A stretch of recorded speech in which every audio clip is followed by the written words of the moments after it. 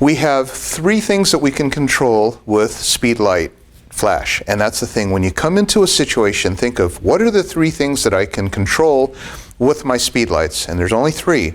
Number one is the mixture of ambient versus your flash. That means by changing the shutter speed to faster shutter speed, say for example on manual setting, you'll be able to take all of this available light and turn it into darkness. Once it's in darkness, then you can take over with your strobes and put in light into a dark room. So just imagine a completely dark room, all these lights off, and now I've got my strobes. What do I want to do with the strobes? Well, the two things left that I can control with strobes is the shape of the light and the color. And what I did just now was I controlled the shape of the key light that's going on my model. The way I did that was with the snoot. Because I had the grid that's going to give you just a very cylindrical spotlight, it didn't allow any of the light to hit other parts of the room, the parts of the room that are ugly. And so I was able to put the light directly on only my model. And then, with the last thing that I control, which would be color, I used a color gels and a dome on the secondary flash, put it on the floor, and lit up the wall. And you'll notice that when I did that, it gave a really beautiful halo, a nice vignette where there was kind of like this halo color spot behind the model.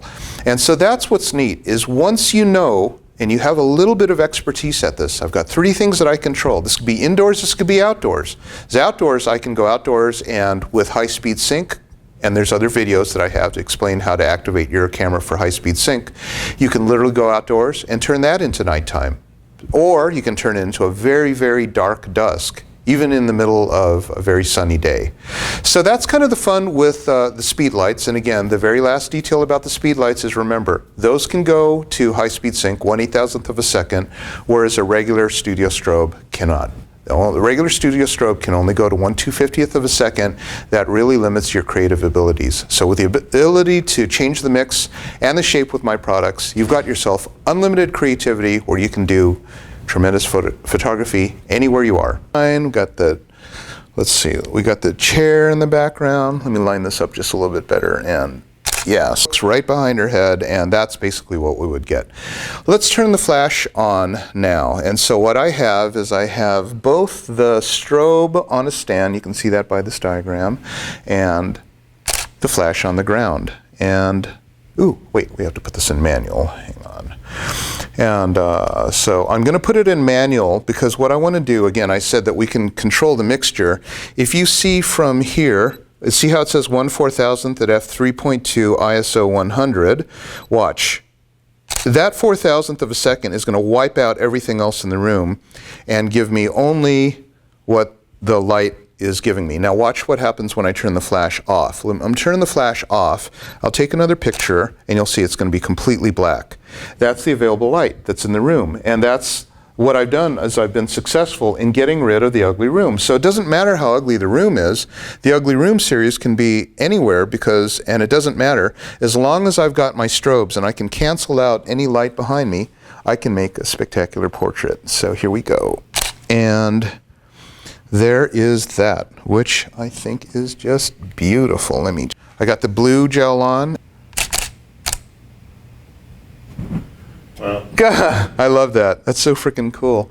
Okay, so let's go, and I'm gonna, you know what I'm gonna do? I'm gonna turn off the back strobe, okay? So we're gonna just turn that guy off. There you are.